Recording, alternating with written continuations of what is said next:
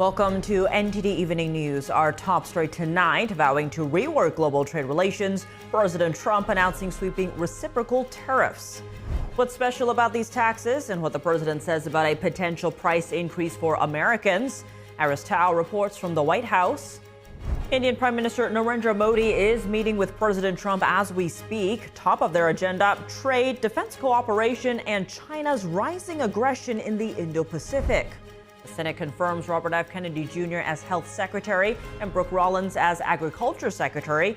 Kash Patel also clears a major hurdle on the way to becoming FBI Director. The acting top federal prosecutor in Manhattan quits after refusing to drop corruption charges against New York City Mayor Eric Adams, but she wrote in a letter to U.S. Attorney General Pam Bondi. And a flash flood watch is in effect for much of Southern California, with increased risks in burn scar areas. Evacuation warnings remain across LA County. Christina Corona brings us the latest.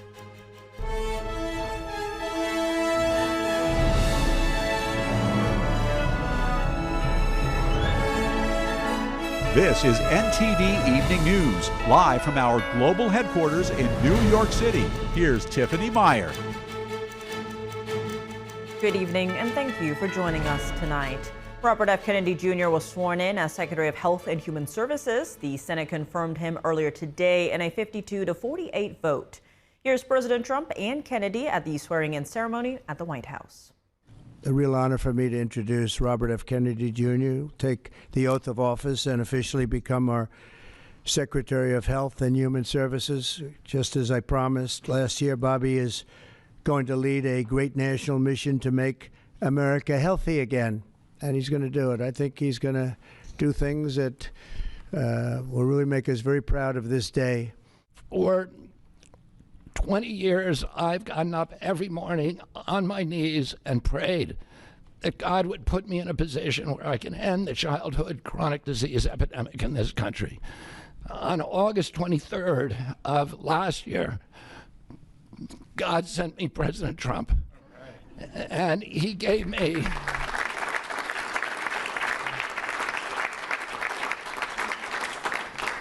he's now given me, he's kept every promise that he's made to me. He's kept his word in every account and gone way beyond it. I'm so grateful to you, Mr. President. Kennedy called Trump a pivotal historical figure who will transform the country and restore the American dream. He also highlighted that the U.S. is dealing with the rise of the military-industrial complex, the rise of totalitarianism, and attacks on the Constitution. As HHS Secretary, Kennedy will oversee the FDA, the CDC, and the NIH. Senator Mitch McConnell was the only Republican who voted against Kennedy. He said in a statement that as a survivor of childhood polio, he does not condone someone who erodes trust in proven vaccines. McConnell also voted against confirming Tulsi Gabbard as Director of National Intelligence and Pete Hegseth as Secretary of Defense. And for more analysis on Kennedy's confirmation and what he'll bring to the Department of Health and Human Services, stay tuned for our conversation with Dr. Robert Malone coming up in the second half of the show. Today, the Senate also confirmed Brooke Rollins as Secretary of Agriculture, and Trump's pick for Education Secretary testified at a hearing interrupted by protests. NTD's Washington correspondent Luis Martinez brings us more from Capitol Hill. And appreciate that they're here. So, thank you, Chairman Cassidy, to make sure we can deliver for our education. Thank you. I appreciate your responses. Thank you. Thank you. The committee will come to order. Linda Mcmahon was pressed by Senate Democrats on how come she's asking senators for their support to confirm her to be the next Secretary of Education when President Trump has commented on wanting to abolish this department. Do you agree? And let me just once again get your feelings on this, that if there is a movement to abolish the Department of Education, it has to go through the United States Congress. Yes, it is set up by the United States Congress, and we work with Congress. It clearly cannot be shut down without it. The Judiciary Committee also voted to advance the nomination of Kash Patel to be the next director for the FBI, and that's despite Senate Democrats delaying the vote that was initially scheduled for last week. Follow the dots. It goes from the White House with Stephen Miller, the deputy, to the president, to the acting Attorney General Beauvais, and the message is Kash Patel, KP, the initials, wants you to move faster in purging the ranks of the FBI. And on the House side, the House's Budget Committee began the markup of a budget resolution to kickstart the reconciliation process. Conservative spending hawks have already alerted that they're against the proposal. We're just playing games. We're going to make cuts and then give the money to the Pentagon. That's not making real cuts. They need to come to the table with some of us and make some serious offers and quit yielding to the war pimps over at the Pentagon. Senate Republicans have warned House Republicans that they will not accept any reconciliation bill that does not make the Trump tax era cuts permanent. Reporting from Washington, D.C., Luis Eduardo Martinez, NTD News. President Trump is currently holding a joint press conference with Indian Prime Minister Narendra Modi at the White House. Let's tune in. We'll be increasing military sales to India by many billions of dollars. We're also paving the way to ultimately provide India with the F-35 stealth fighters. In 2017, my administration revived and reinvigorated the Quad security partnership. In our meeting today, the Prime Minister and I reaffirmed that strong cooperation among the United States, India, Australia, and Japan.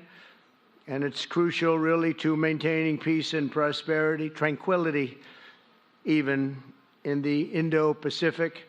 In addition, the United States and India will be working together like never before to confront the threat of radical Islamic terrorism, a threat all over the world, actually.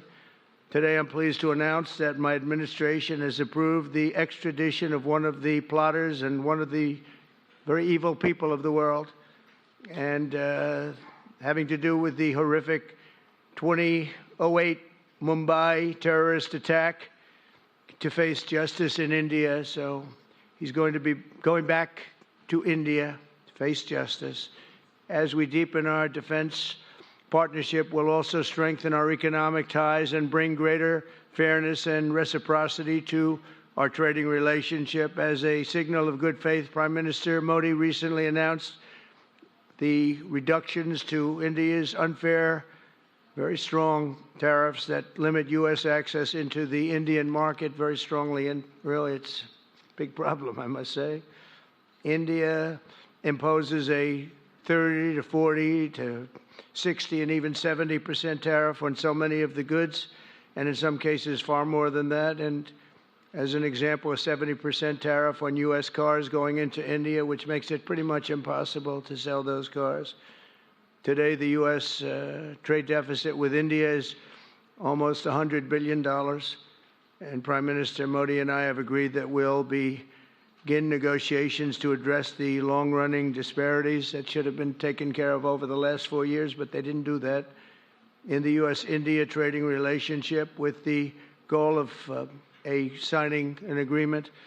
And we want, we want a certain level playing field, which we really think we're entitled to, and he does also, in fairness. So we're going to work on that very hard, and we can make up the difference very easily with the deficit, with the sale of oil and gas, LNG, of which we have more than anybody in the world.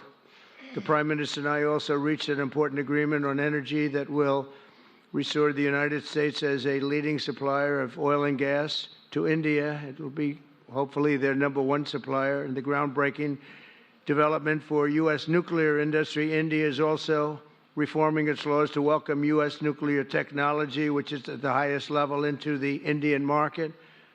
This will bring safe, clean, and affordable electricity to millions of Indians and tens of billions of dollars to the U.S.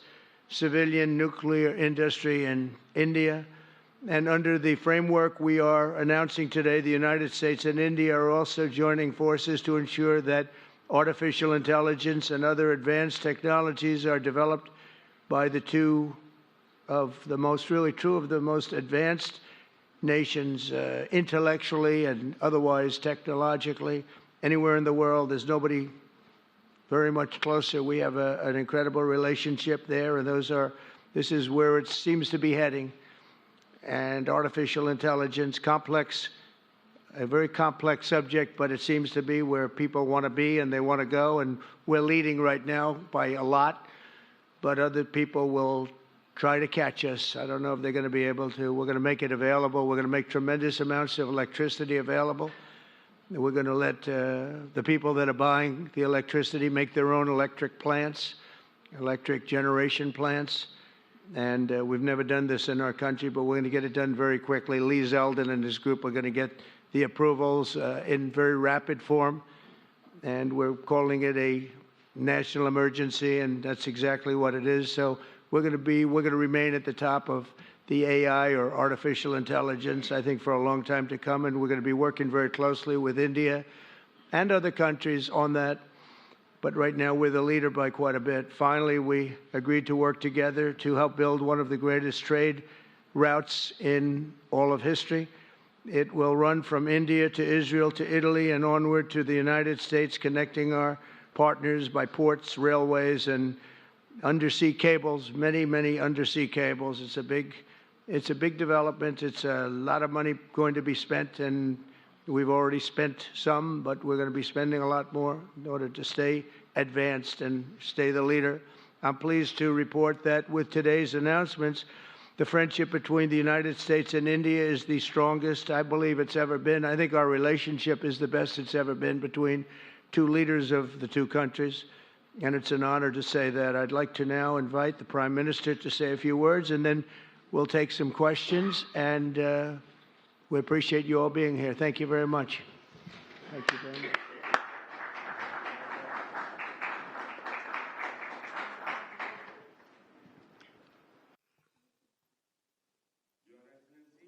Your Excellency, President Trump, delegates of both countries, friends from the media, Namaskar. I would like to, first of all, express my heartfelt gratitude to my dear friend, President Trump, for the grand welcome and hospitality accorded to me.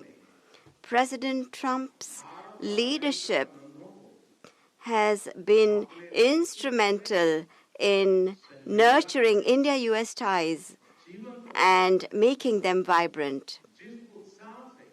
I could feel today the same enthusiasm, the same enthusiasm, the same energy, the same commitment that we had worked with during our first term. Our discussions today highlighted our pride in our accomplishments during his first term, the deep mutual trust that we share, and also the resolve to attain new goals. We also agreed that the partnership and cooperation between India and the US can shape a better world. Friends, the people of America are aware of President Trump's motto, "Make America Great Again," or MAGA. The people of America are well aware of it. The people of India, too, are focusing on both heritage and development as they move forward at a fast pace and with a firm resolve to ensure a developed India by 2047. If I were to say this, borrowing an expression from America, our vision for a developed India is to make India great again, or MEGA. When America and India work together, that is, when it's MAGA plus MEGA, it becomes MEGA, a mega partnership for prosperity. And it is this mega spirit that gives new scale and scope to our objectives. Friends, today, we have also set ourselves the target of more than doubling our bilateral trade to attain $500 billion by 2030. Our teams will work on concluding very soon a mutually beneficial trade agreement in order to ensure India's energy security. We will focus on trade in oil and gas. Investment in energy infrastructure will also increase. In the area of nuclear energy, we also discussed increasing cooperation on small modular reactors. Friends, America plays an important role in India's defense preparedness. As strategic and trusted partners, we are moving forward actively towards joint development, joint production, and transfer of technology. In the times to come as well, new technologies and equipment will enhance our capacities. We have decided to launch the Autonomous Systems Industry Alliance and a defense cooperation framework for the next decade will be prepared. Defense interoperability, logistics, repair, and maintenance will also be its key components. Friends, the 21st century is a technology-driven century. Close cooperation in the area of technology between countries that believe in democratic values can give new direction, strength, and opportunities to the entire humanity. India and the U.S. will jointly work in areas of artificial intelligence, semiconductors, quantum, biotechnology, and several other technologies. Today, we also agreed on trust, which stands for transforming relationships utilizing strategic technology. Under this, our focus will be on establishing strong supply chains for critical minerals, advanced materials, and pharmaceuticals. We have also decided to launch a recovery and processing initiative for strategic minerals like lithium and rare earths. We have had close cooperation with the U.S. in the area of space. The NISAR satellite, developed with mutual cooperation between ISRO and NASA, will soon be flying into space on an Indian launch vehicle. Friends, partnership between India and the U.S. strengthens democracy and strengthens democratic values and systems. We will work together to enhance peace, stability, and prosperity in the Indo-Pacific.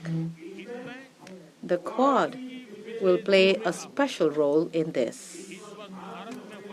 During the Quad Summit, scheduled to be held in India this year, we will expand cooperation in new areas with our partner countries. Under the IMEC and I2U2, we will work together for the development of economic corridors and in the area of connectivity. India and US will stand strongly together in the fight against terrorism. We agree that in order to eliminate cross-border terrorism, we need concrete actions. And I'm very grateful to President Trump that he, in 2008, somebody who carried out genocide in India, that criminal is now going to be handed over to India, and I'm grateful to President Trump for this. And appropriate action will be taken in the courts in India. Friends, the Indian community living in the U.S. is an important link in our relations. In order to further deepen our people-to-people ties, India will soon open new consulates in Los Angeles and Boston. These will be new consulates. We have invited American universities and educational institutes to open their offshore campuses in India. President Trump, I am grateful to you for your friendship and strong commitment towards India. The people of India still fondly remember your visit in 2020 and hope that President Trump will come and visit them again. On behalf of 1.4 billion Indians, I invite you to visit India. Thank you. Thank you very much. Thank you. Thank you very much. Great job. Beautiful. Okay, thank you very much. That was excellent. We'll do a few questions, please. Please, go ahead. Please, go ahead. Yeah. Yeah, blue shirt. Thank you, Mr. President. People in India will naturally welcome your decision to extradite Thakur Rana to India back home. In that context, I would like to ask you a question about, in last few years, we have seen several groups in the U.S. raising anti-India voice, calling about separation terrorism activities in India. Do you think that should continue here in the U.S. as well? You're going to have to go louder. Mr. President, people in India would be welcoming your decision to extradite Thakur Rana to... I can't understand a word he's saying. May I, sir? May I? May I, sir? Go ahead, back there. Mr. President, thank you. First, I want to ask thank the you very Prime much. Minister a question. You and the President, you both spoke about combating ISIS. You both sounded very excited about this partnership upcoming. And I was curious, how much more confident are you with President Trump leading this country that there will be peace through strength and you will have a successful partnership with the United States versus with Biden's incompetence and weakness over the last 4 years?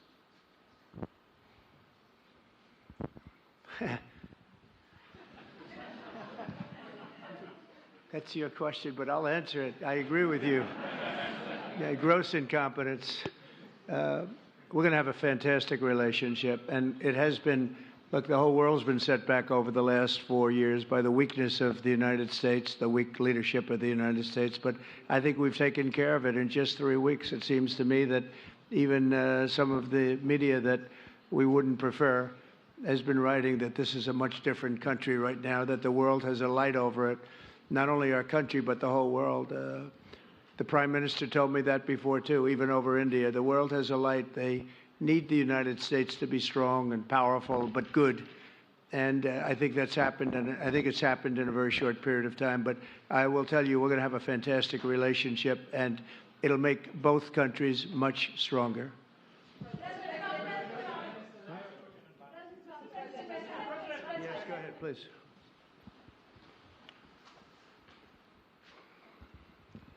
Okay, Geeta Mohan from India Today, sir. I'll just take my colleague Lalit Jha's question forward because you can understand. Okay, fine. The question is about the fact that you've decided to extradite Tahabbur Rana. Thank you so much. India has been waiting to have him back in India to bring him to justice.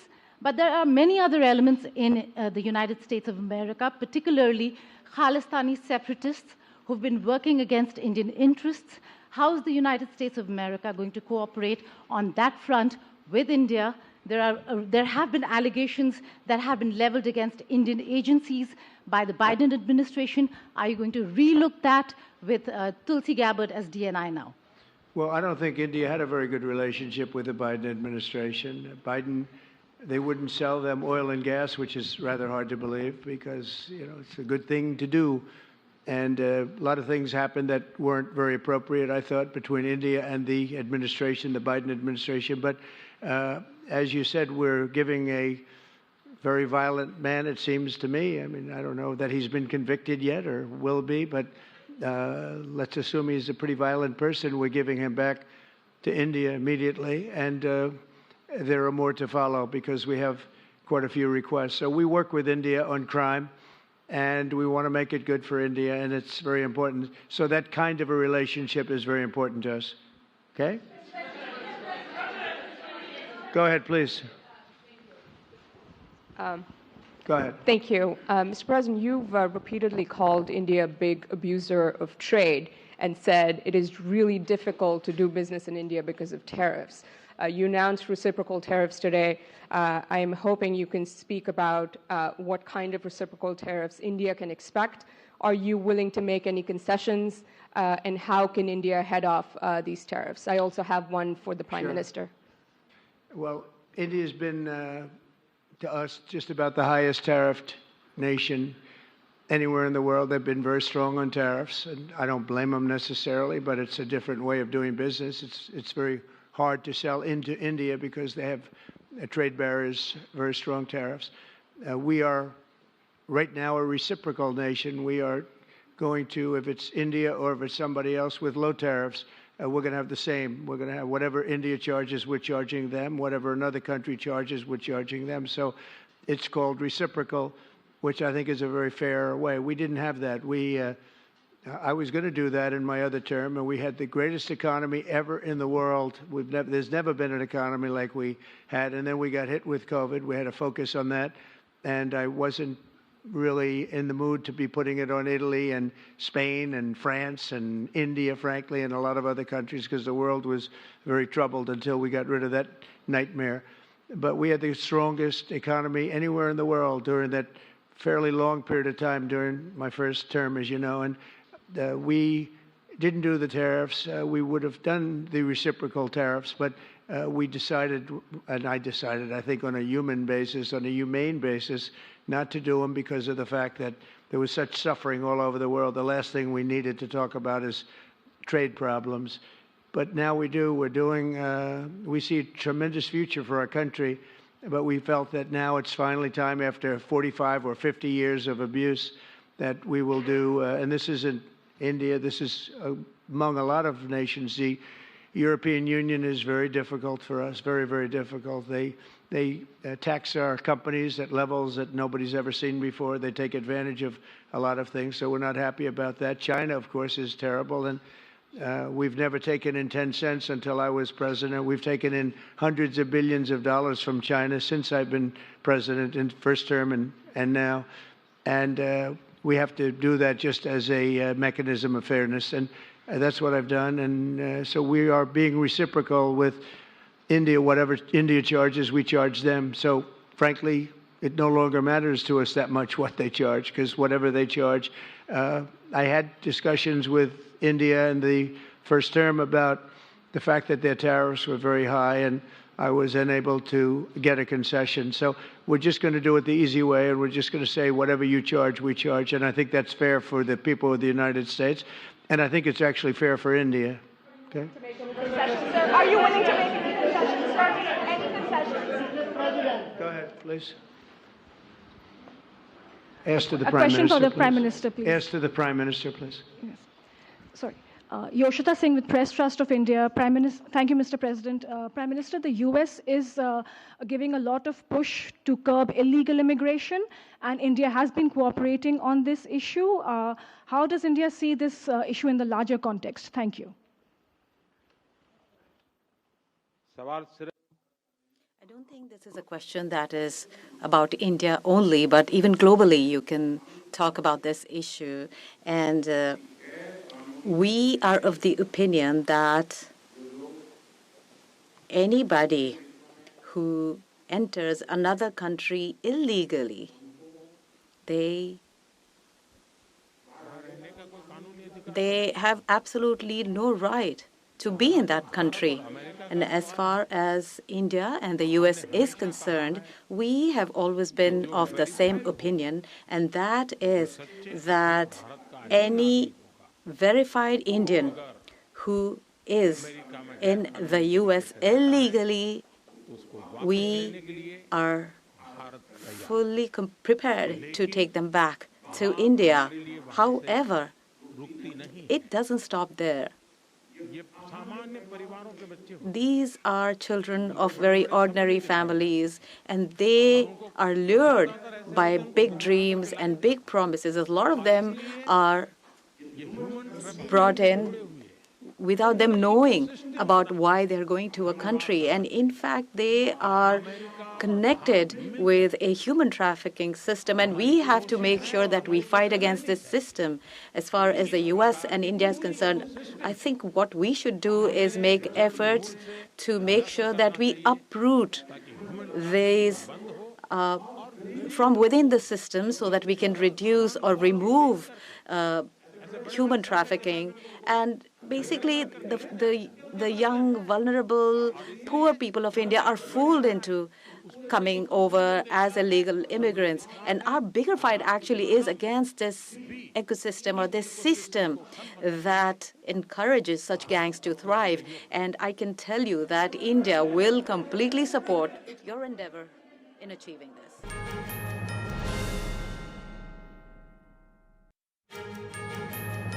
And in other news from the White House, President Trump unveils plans to impose reciprocal tariffs on all U.S. trading partners, vowing to slash the country's trade deficits. The tariffs won't start immediately, though, giving countries time to negotiate.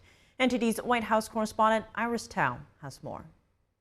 Announcing a new round of sweeping reciprocal tariffs, President Trump says the U.S. should tax foreign goods the same rate that other nations are charging on U.S. goods. The goal the administration says is to create a level playing field, encourage domestic production, and cut the $1 trillion U.S. trade deficit. Meaning whatever countries charge the United States of America, we will charge them. No more, no less. In other words, they charge us a tax or tariff, and we charge them the exact same tax or tariff. Very simple. Reciprocal tariffs mean that the U.S. is treating other nations based on how they're treating the U.S. The administration will customize its tariff rate for each trading partner by looking at not just their tariffs on U.S. goods, but also additional levies like the value-added taxes that Trump says are even more punitive than a tariff. He's also warning countries like China not to try to circumvent tariffs by sending their products to another country. On the impact to American consumers, President Trump says, the prices for some things, many things, it could be all things, will go down. Ultimately will go down. Meanwhile, officials say the earliest date that these tariffs will go into effect will be early April. And that is for the administration to study and analyze what each country is doing to the U.S. And that will give some countries more time to potentially negotiate and lower their tariffs on U.S. goods to avoid U.S. actions. And on foreign policy, President Trump says he wants Russia to rejoin G7, calling it a mistake to throw them out. They should be sitting at the table. I think Putin would love to be back. It comes after Trump held an over hour-long phone call with Russian President Vladimir Putin before calling Ukrainian President Volodymyr Zelensky on Wednesday. Trump says he trusts Putin while promises that Ukraine will be involved in peace talks with Russia. Will Ukraine have a seat at that table for those negotiations? Of course they would. I mean, they're part of it. We would have Ukraine, we'd have Russia, and we'll have other people involved too. And the president asked that he wants to talk to both Russia and China about denuclearization. Reporting from the White House, Iris Tao, NTD News. And as we reported earlier, Robert F. Kennedy Jr. was sworn in today as Secretary of Health and Human Services. Joining us now to discuss Kennedy's confirmation is Dr. Robert Malone. He's a physician, biochemist, vaccinologist, and contributor to mRNA vaccine technology. Dr. Malone, thank you so much for joining us. Good to see you again. Now, with Kennedy now confirmed as head of HHS, what are the areas you're anticipating to see the biggest changes in? So, Mr. Kennedy has a mandate from President Trump that he shall show, HHS shall show improvements in the health of American citizens within 12 to 18 months. In addition, Bobby has clearly indicated, aligned with the Make America Healthy Again movement, that he intends to refocus the HHS research and development enterprise, particularly NIH, on promotion of health rather than its current focus siloed on treatment of disease. This is a major shift. It may sound subtle, but it cuts through the entire HHS, particularly research and development enterprise, but also FDA and CDC, the focus being on promoting health rather than treating disease. Expanding on that, Kennedy has promised to cut down the chronic disease epidemic by removing toxic chemicals from the nation's food supply chain and addressing the so-called corporate capture of federal health agencies. Now, he's got about 4 years or as long as he sticks around, but we are seeing a very active court system right now. How much do you think he can accomplish under this administration? I think I'm going to punt on that. It's a key question, and I don't mean to avoid it, but there's a lot in play right now, and it's not clear how much operational latitude Mr. Kennedy is going to have. He is still surrounded by what Kash Patel calls the deep state, people that are very embedded in this biodefense, pharmaceutical, academic, industrial enterprise that we were warned about so many years ago. But he certainly, I know that he is very aware of the challenges that he faces, of the entrenched interests that he is going to have to deal with, and with the constraints that have been placed on him during the confirmation process. Unfortunately, there's a number of senators that have insisted on having a voice and a role in appointments, even those that are not traditionally subject to Senate confirmation. So it's really going to depend on who Bobby can surround himself with and how they're able to navigate the complexities of both judiciary and the permanent administrative state. Now, many are pointing to Kennedy's past as a vaccine skeptic. You had Republican Senator Mitch McConnell being the only holdout in his party to vote no for Kennedy, citing his own history as a survivor of childhood polio and how he credits vaccines with helping to save lives. Now, in your view, what can Kennedy do in terms of improving vaccine protocol as head of HHS without losing the public's trust? I suspect and infer that we are going to see much more transparency. We are going to see a series of disclosures where the press, such as yourselves, have subpoenaed for Freedom of Information Act disclosures that have often either been slow walked or have been returned in highly redacted form.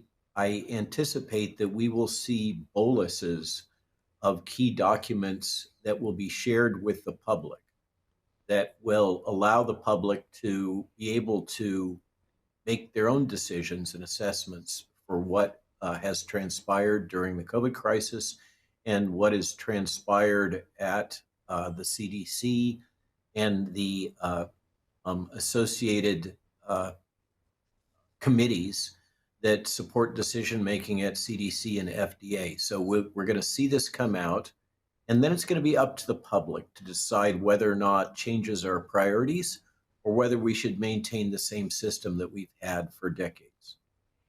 And Dr. Maloney, you've actually worked on the inside, if you will, for a long time with the CDC. Looking at a 2022 Gallup poll, the public's opinion on the CDC's response to the pandemic took a dive. Their recommendations were criticized as biased or unscientific at times. How would Kennedy go about changing or reforming an agency like that in preparation for a future potential health crisis? Will this be a simple process? Good question. It's important to remember that unlike many of the agencies, quote unquote, that we're dealing with, the CDC was not formally chartered by the legislative branch. And so that gives the Trump administration a lot of latitude to reorganize. There's been discussion about folding many CDC operations into other established segments of HHS, such as NIH and FDA. And I think we're going to see some, I suspect strongly that we're going to see some cuts. We're going to see redeployment of personnel. We're going to see some changes in CDC policy. And remember that the Senior Executive Service issued towards the end of the prior CDC director, Rochelle Walensky's term, a very critical report. It was covered in the New York Times that identified a series of failures at CDC that needed to be rectified. Since that time, the CDC has, to a significant extent, been managed by the Senior Executive Service. And I think we're going to see some of those recommendations implemented. And I hope that we will see things like the end of the Foundation for CDC that was used as a pathway for pharma and Bill and Melinda Gates Foundation to fund organizations like the Public Good Projects and its subsidiary Shots Heard Around the World that engaged in gang stalking against physicians such as myself that were raising concerns that turned out to be true, but were attacked by this surrogate of the CDC that was funded through the CDC Foundation.